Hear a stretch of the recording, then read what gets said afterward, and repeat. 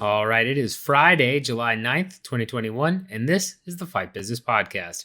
I'm Rose Patrick Auger, and today we're going to talk about the UFC's new sponsorship deal with Crypto.com. It has huge ramifications for the promotion as well as the fighters, and we're going to talk a lot about the business of how that got done, why it was done, and the fighters' cut, or rather lack thereof.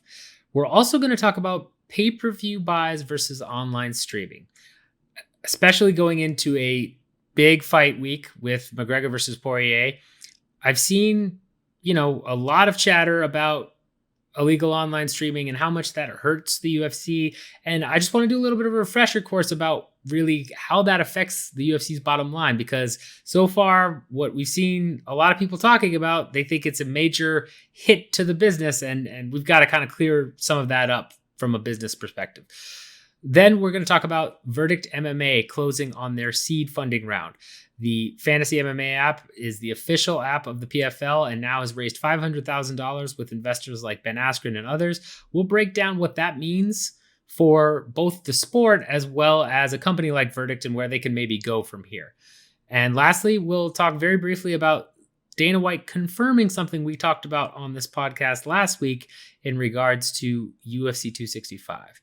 So we'll have timestamps at the bottom as always. And with that in mind, let's go ahead and dive right in. All right, so first thing I want to look at is the UFC sponsorship deal with Crypto.com for $175 million over 10 years. So first we'll break down the terms of the deal, then look at it from the UFC's perspective, and then look at it from the fighters' perspective, because I know a lot of people are up in arms about the fighters not getting a cut of this. So in terms of the deal itself, Crypto.com is a crypto trading platform, essentially. They have other products as well. They have some NFT stuff, but, kind of think of it as you would any other crypto trading platform, whether that's Coinbase or, some of the other wallets, Binance, things of that stuff out there. That's my understanding of it, at least. I'm not an expert on crypto. I will be upfront about that. But from what I've read and looked at, that's essentially what this is.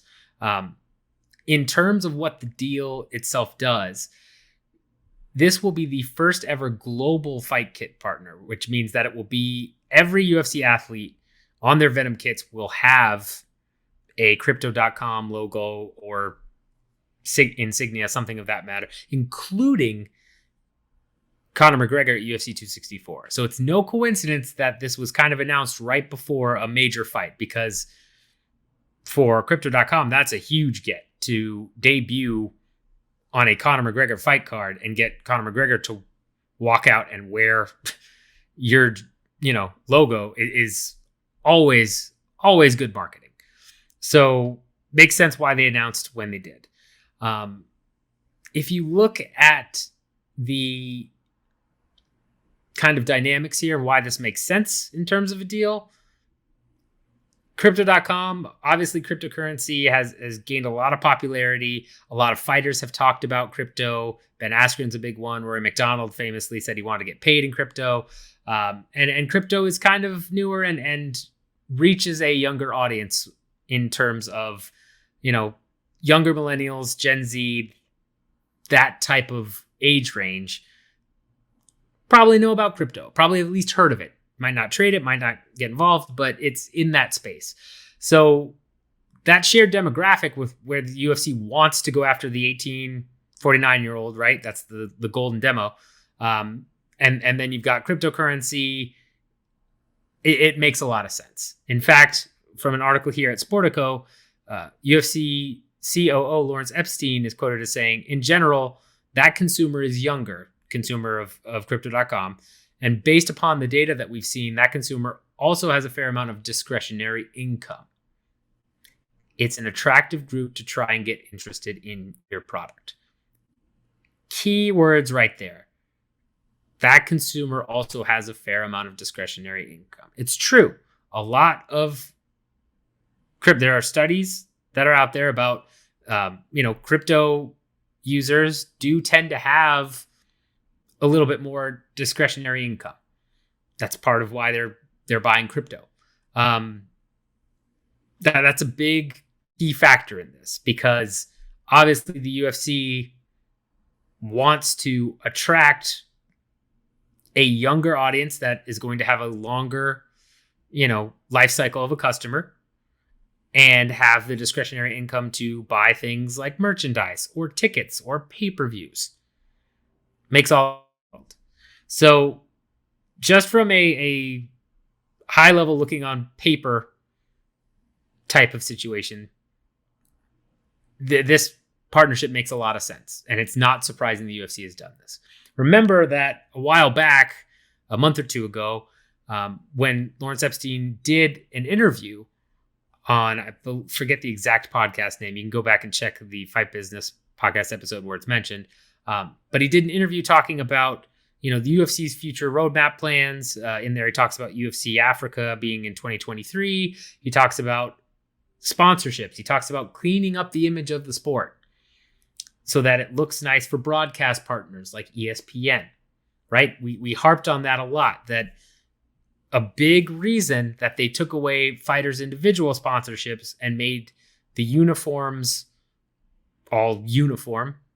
Man, I'm getting old making puns. Is that it was done so broadcast partners like ESPN, Fox, or whoever would like the product more. And Epstein even admitted, when you ended up paying out the discretionary pay from, say, a Reebok fight kit or a Venom fight kit out to the fighters, as well as different fees and things of that nature, they weren't really making a lot of money. And I do believe that, at least for the Reebok kits. Venom, I think they might have made a little bit more. I think that would have been part of the negotiations when the rights came due. But for Reebok, I think that was pretty break even, given on the expenses that came and the fighter, payouts. But the whole point, again, at that point, was to attract a broadcast partner like ESPN. That was really where they were going to make up that money. Is, yeah, we break even here and we make them look nice and clean up the sport so that we can sign a bigger broadcast rights deal with ESPN, which they successfully accomplished. So looking at this from a, perspective of, okay, great. They've now gotten Crypto.com on their kits. Are they making a little bit of money? Not a lot. This is something that I brought up on that previous podcast and has come true, where with all of the extra space on the Reebok fight kits, on the Venom fight kits, there was always room to add more sponsors. But if and when they did, they'd have to work it out with the apparel provider, aka Venom in this point. And I imagine Reebok probably would have been harder to get this deal done with because they're such a bigger company and their relationship with Adidas, all of that. But they'd have to work it out with the apparel provider, as well as they'd have to figure out a way to make it worth their while, because it was surely going to ruffle some feathers. And here we are, $175 million. And the fighters itself don't get a direct cut of that. It's not like the Venom compliance or Reebok compliance pay. It's $175 million that goes straight to the UFC. Now, the UFC has mentioned, and Crypto.com has stated, that they are willing and committed to working with fighters on an individual basis. But that's about, the same as fighters working with Hans Molenkamp in Monster, right? You have fighters who have individual Monster Energy sponsorships. You have fighters that had individual Reebok kit sponsorships. Those are few and far between. All 550, 600, whatever the actual number is right now, fighters on the UFC roster under contract with the UFC are not going to get individual Crypto.com sponsorships and payout tiers and all that. It's not going to be that type of scenario. And so let's look at this from the UFC side before we look at the fighters' point of view. For the UFC, again, this is amazing. This is the type of deal that was always on the table if they could find the right partner, and getting that extra $175 million, is amazing. It's very, very good. When you add into that, some of the deals that the promotion has signed with DraftKings, right, with the new DraftKings clock that was like $100 million, and some of the other sponsorships they've lined up, it's, again, helping those revenues grow and come from stable, fixed revenue sources. The beauty of these types of deals is $175 million over 10 means $17.5 million a year. And that money is pretty much guaranteed. There are ways the contract could be broken, some things could happen, sure, but for the most part, that's guaranteed $17.5 million, whether you've got Conor McGregor headlining or you've got, Jessica I headlining. Doesn't matter. That's just money coming in. And this goes back to the shift that the UFC has done from the old days where they were so heavily reliant on stars and pay-per-view buys. They have completely done a 180, and they've done everything they can to get rid of variable revenue. It's all about fixed income streams. This is another one of those.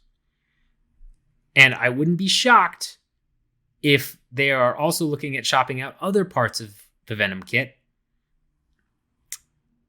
to other sponsors, because they can do that. That is the beauty of having a uniform code, is they own the deal with Venom. They get the sponsorship money from Crypto.com or anyone else they're willing to sell the rights to, and they don't have to really pay much for it at all. I mean, pretty much nothing. I'm sure there are costs involved. Don't get me wrong.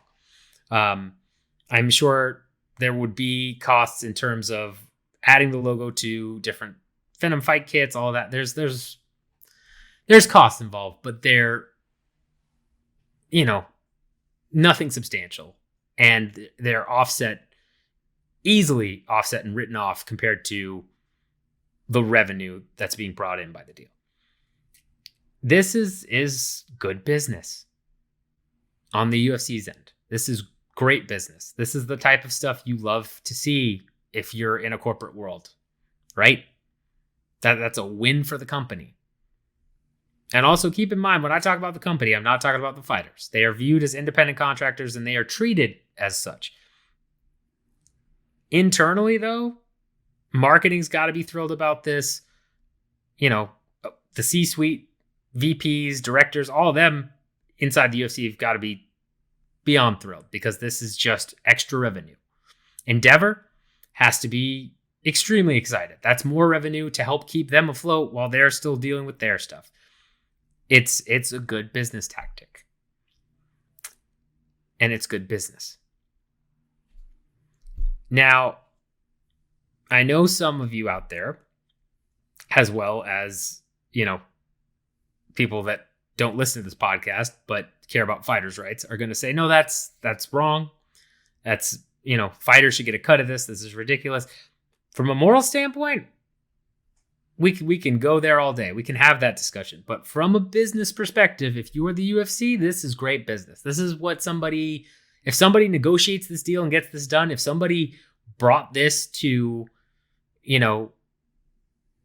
Hunter or to Lawrence Epstein or who have you and said, hey, man, I've got something lined up. I think we can work this out, get a sponsorship. This is the type of deal you get a promotion for. Easily.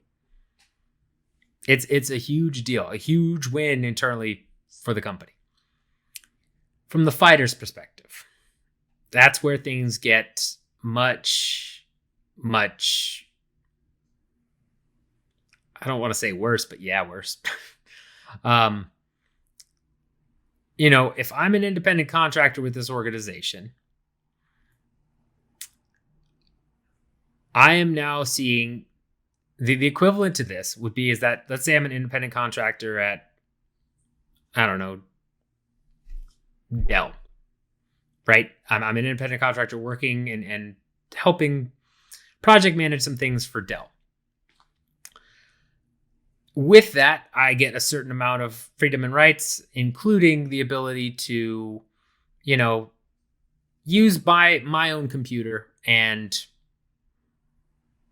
basically advertise my tools and techniques that I bring to the firm. So if I've developed a patent way or a patent system of how to do project management, right? Say I've developed a whole new Patrick Auger project management system. I can bring that in and use it and kind of advertise that and show that off and say, like, look at how good this is, and pitch that to, not only internally with Dell, but also to Dell's clients, let's say, right? They're cool with me working. If Dell has an external client that I'm going on site for and I'm working through them as an independent contractor, I can kind of pitch them my own product and say, yeah, by the way, here's my system. Or maybe it's not my system that I've made. It's, a system that my friend has made and is paying me to go out and pitch to, again, internally to Dell, but also to other external Dell customers. And I'm allowed to do that. And now let's say over the course of several years, Dell policies changes and they say, you know what, we gotta change the way we're doing stuff. We've got to lock down computers. We're gonna give you set machines with that, and we've got to use these systems, and we have to use these systems, and that sucks because I'm not getting paid to either sell my friend's product or I'm not getting paid through my own product. And possibly making connections to sell my own product. No, I'm not allowed to now. I'm not allowed to sell those things or talk about those things or what have you. And now, fast forward another couple of years, not only am I not allowed to do that, now Dell has an exclusive partnership with, a big project management firm or a weird project management firm that's developed their own system. And now I have to sell this to external clients. This is not only am I using this internally, I now have to pitch this to external clients. I couldn't pitch even just my stuff before, but maybe they hear about my stuff or they like me enough and then we have a side conversation. No, now I am actively required to pitch this stuff to external clients.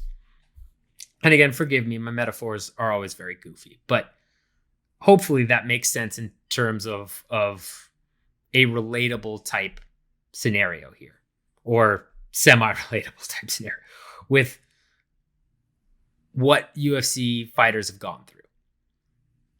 Whereas they were allowed to be, able to sell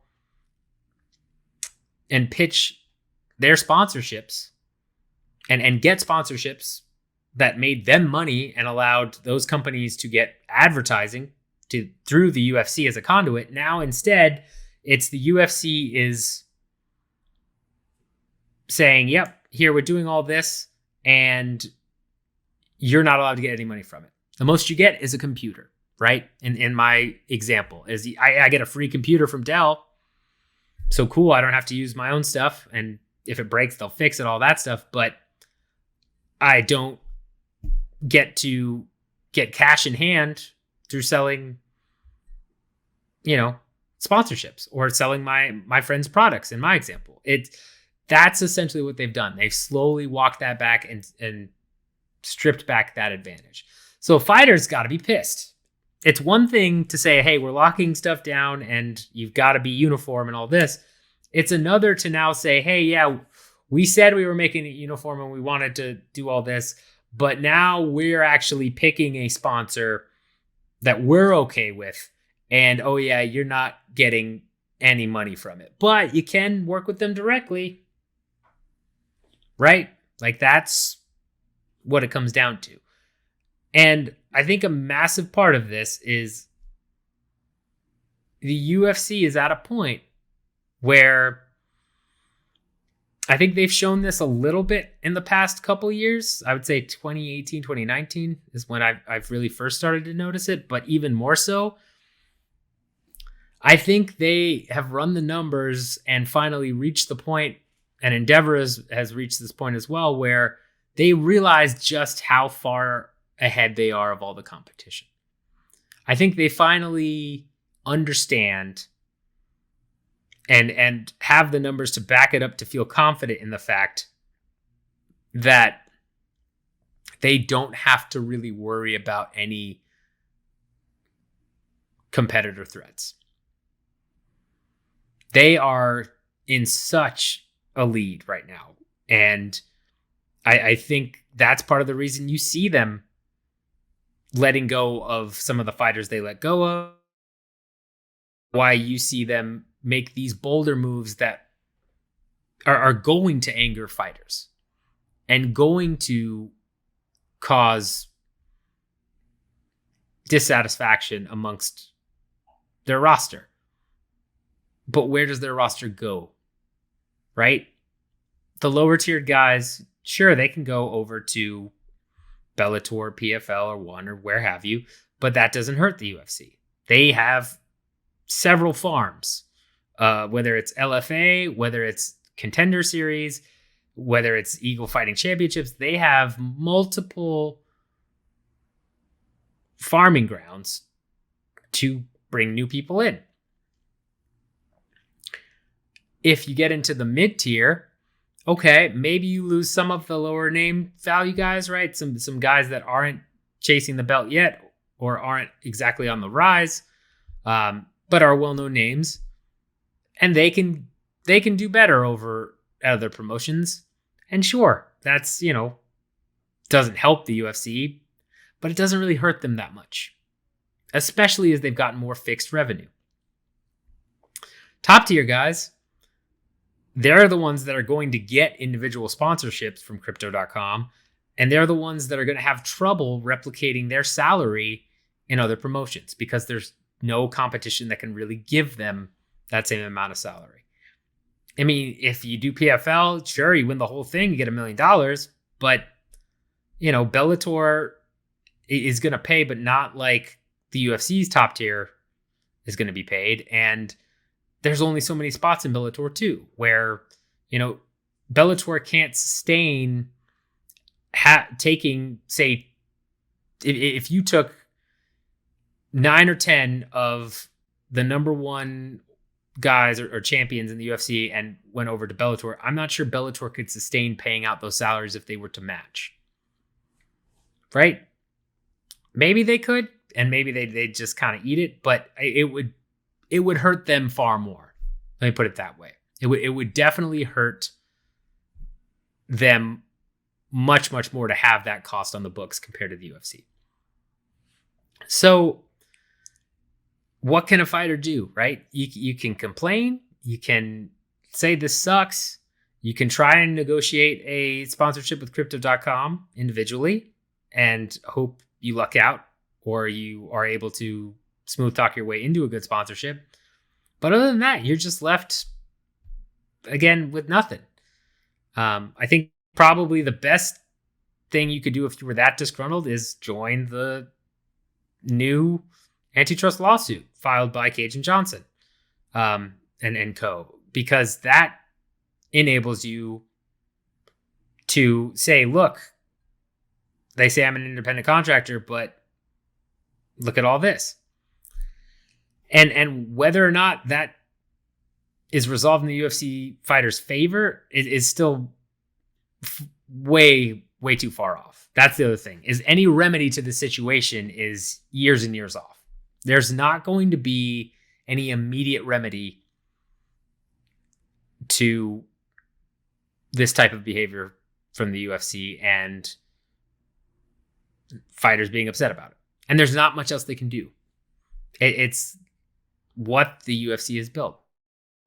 Giant conglomerate behemoth that is now owned by Endeavor, which is an even bigger conglomerate behemoth, although levered instead of, super profitable. And trying to win a battle against that, any size battle is always a long drawn out process. Always. Right? You don't have, if somebody sues Apple for something, you don't get summary judgment in a couple months or a month. It's usually years and years of long, drawn out processes and getting the case on the books and all that stuff. I mean, we're still waiting on Judge Bowyer's. I mean, we're still waiting on the official order for class certification. From the original class action lawsuit. It was filed in 2015. 2015. It's crazy. So that's all you can really do as a fighter. The only other thing you can do is you can attempt. You might get fired for it. You might not be able to pull it off because other fighters won't join you. That's the quickest resolution outside of joining a class action lawsuit. And it's a crappy situation, but that's what it is. There's not many other options. And again, it's hats off to the UFC's business brilliance in this case, because they went from having fighters getting paid for individual sponsorships for which the UFC took no money to getting a uniform deal, which did pay out to the fighters to kind of make up for the loss of their individual sponsorships, and ended up break even, but positioned them into a better long-term spot with a broadcast partner, to now having that same position where they're probably making a little bit money on the Venom Fight Kits as is. Not a ton, but a little bit. They got their ESPN deal, so that's all set and good to go. And now they've just got $17.5 million a year from a sponsor that they picked, and they get to keep pretty much all of it. It's really good business strategy. It's as simple as that. They found an area where they could exploit, and then they did it. And there you go. All right, the next thing I want to talk about here briefly is pay-per-view versus online streaming. Seen a lot of people. I saw a meme out there, or maybe a TikTok that was like, yeah, complain about fighter pay, all this, but then goes on and illegally streams UFC pay-per-view. Kind of blew up, and a lot of people were like, yeah, this is true, man. This is a big thing. Just as a refresher course, which, mind you, if you're a long-time listener, long-time watcher of this show, I know you're probably good with this, but it's always good to refresh the fundamentals, right? And if you're new to the show, hopefully this makes sense to you and kind of opens your eyes a little bit if you're not thinking about things this way already. But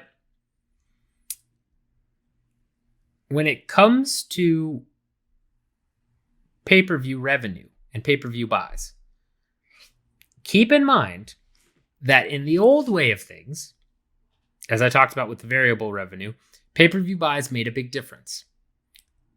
If 70,000 people illegally streamed UFC 100, yeah, that's a big deal. That hurts the bottom line of the company. That subsequently trickles down into fighters, trickles down into headliner pay-per-view buys. Yeah, it's a big deal. If 70,000 people illegally stream, and let's make it, 200,000. Let's do that. That's a more significant number.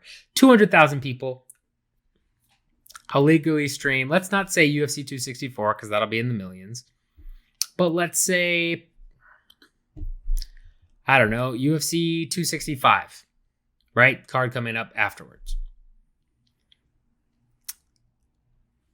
That hurts in that particular card since no one is technically a champion and won't get pay-per-view points other than Nunes. But I think she's the only champ on that card. So that hurts Amanda Nunes. That's it. If 200,000 people illegally stream UFC 265, that hurts Amanda Nunes. That's the only person it affects. And keep in mind, I'm not saying you should go out and illegally stream and hurt Amanda Nunes, but the UFC has a deal in place with ESPN, a set amount of money that they get per pay-per-view.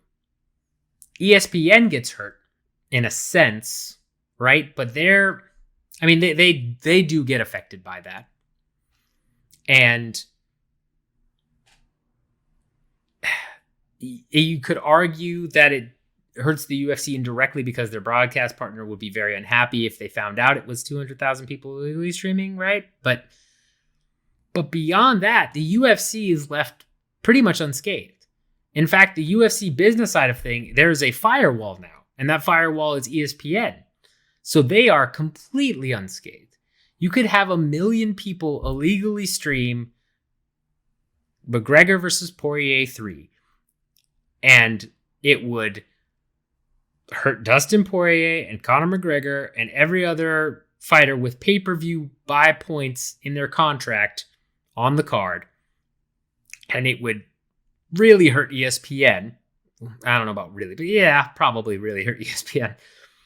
But the UFC business side, yeah, they lose out on the money that they would get past the ceiling that they've established with ESPN. Or floor, rather, not ceiling, the floor that they've established. But they're fine. They're still getting a ridiculous amount of money to put on the show. Yes, would they like more money? Sure. But from their side, I'm pretty sure that show is still profitable.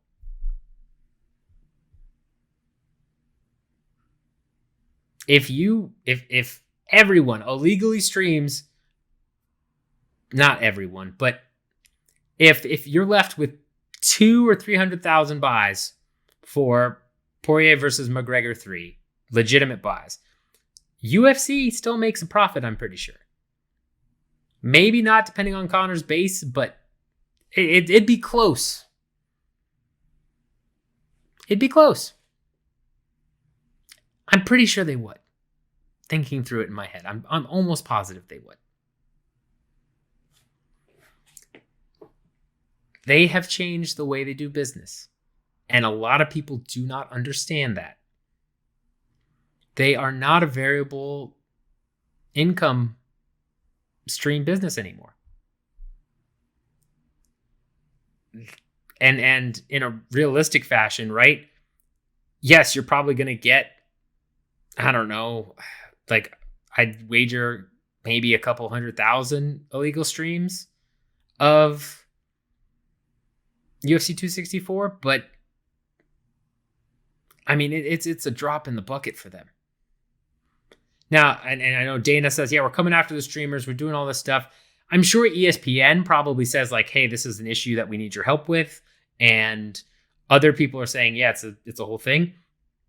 But the UFC is fine. And the fighters, it doesn't affect them either way. A lot of people underestimate pay-per-view buy points. And that being in contracts. A lot of people think you main event a pay-per-view or you're co-main in a pay-per-view, you get pay-per-view points. That's not true at all. Donald Cerrone has talked about how he didn't get pay-per-view points fighting McGregor. Davison Figueiredo was the champ, legitimate strap holder for flyweight. Didn't get pay-per-view points fighting Brandon Moreno for their first match. The second one he did because he negotiated it in between and he talked about that. There are very few fighters that have pay-per-view points in their contract. Derrick Lewis and Ciryl Gane. I again, based on what Dana said, he semi-confirmed it. the interim belt holder will get pay-per-view points, I believe is what he said. Neither of those guys are the interim belt holder yet, meaning that they won't end up with UFC 265 pay-per-view points. Only Nunes will, because she's the champ and she has the belt.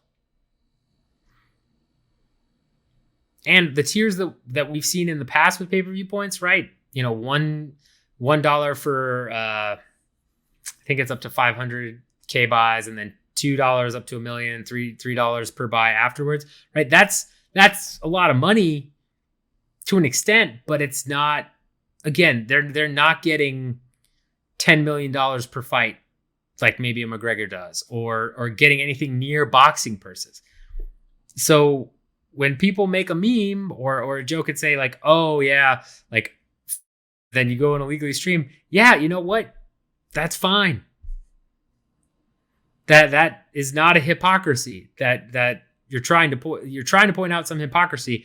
That's not the hypocrisy. Because you could support fighter pay and then illegally stream a pay-per-view, and you have affected the majority of fighters other than champions and the, occasional McGregor or Diaz or who have you. That's the only fighters affected in that scenario. That's it. So you technically affect them, yes, but you're not. It's not this notion of, oh, we're hurting the UFC's budget, and so then they're gonna have to. That's why they have to pay fighters less. Is because too many people are illegally streaming. No, that is a narrative. A narrative. Dana, I'm pretty sure, doesn't give a flying F about streamers. He does it for the publicity and probably to make ESPN happy. But the UFC, no, they're fine. They're completely fine. So again, just to reiterate, and I'm not saying go illegally stream. That's important that I clarify that. I'm not. This is not a kind of pass on like, hey, you have my blessing to go illegally stream. No, I'm not saying that, because I do think people like Nunes and other champions do deserve the pay, and I do think, from a business perspective, it's the right thing to do, moral right thing to do as a consumer. But it is not. Illegal streaming is not why fighters are getting paid less money. It's what it comes down to. And if you think that, go back and watch or listen to everything I just said, because it doesn't add up. It's not why the UFC keeps fighter coming. It is not even a drop in the bucket. All right, a couple of brief things I want to touch on real quickly here before we wrap up today. Verdict MMA fantasy app where you bet experience, you vote official fantasy app of the PFL, closed their seed round of funding for $500,000.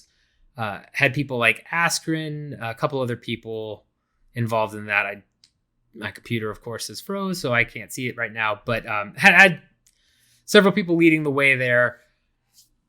It's a good raise for a startup like that. And it's an app that I personally have looked at and used once or twice, I think, just to kind of check it out. But I don't regularly do pick'em stuff. So I'm not surprised that they are getting the traction they're getting, though. There are out there as well. I think Fanatics is another. James Lynch and our boy JHK does a show through and they sponsor a bunch of stuff. There's a couple others I'm missing too, I know. But those are the two bigger ones. But this is a space that has long been ripe for the picking, right? UFC used to do an official pick'em contest on their website. And I believe when it shut down, it had like 100-some thousand users. People love to do fantasy anything. They love fantasy sports. It's a huge, that's how DraftKings made all their money. It's a huge, huge market. And while DraftKings does, daily fantasy stuff, this is about as close as you can get to a type of league type thing, or an ongoing series that adds up when it comes to MMA. There are some other versions out there, which, I've seen people run spreadsheets and picking fighters over the length of a year and things like that. Sure, but MMA is not like a traditional sport with a season or a particular group where you can kind of do this. So it makes a lot of sense that they've gotten this traction and attention, especially after inking the deal with PFL. And I wouldn't be surprised if you see more of advertisements through Verdict, which they may sign deals with other promotions, depending on how big they get. And once their deal with PFL expires, because I'm assuming that's exclusive. But don't be shocked if you start seeing more fantasy MMA apps, whether that's pick'em leagues or something, or things with experience like what Verdict does. It's a space that's been open for a long time now and makes a lot of sense for somebody to go after. So it's, long time coming for those guys at Verdict. I've tried to get the Verdict guys on here to have an interview before, but they were a little bit smaller. I think they were trying to kind of keep it under wraps. They didn't want to draw too much attention to themselves, which is a good strategy, right? You stay under the radar of your competitors. I don't blame them for that. But I may reach back out to see if they wanted to come on and talk at some other time, but it makes sense, and hats off to them. Expect more fantasy apps, though. I would not be shocked if new ones start popping up. I've already seen one or two. I would expect that more people will get into the space because it is a very underserved market, and I think there's a lot of potential of a lot of different products you could deliver with unique advantages or unique aspects that could give you a competitive advantage. So yeah, fantasy MMA is going to grow. That's pretty much what this signals to me. There you have it. Last thing I want to touch on is Dana White confirming what we already kind of suspected from last week's podcast, where Ciryl Gane versus Derrick Lewis is a business move. Dana White, basically in several interviews over the course of this week, when asked about why the interim heavyweight title fight was made, he said, we run a business and we needed to go and do this, and we needed to do that fight in Houston. There you have it.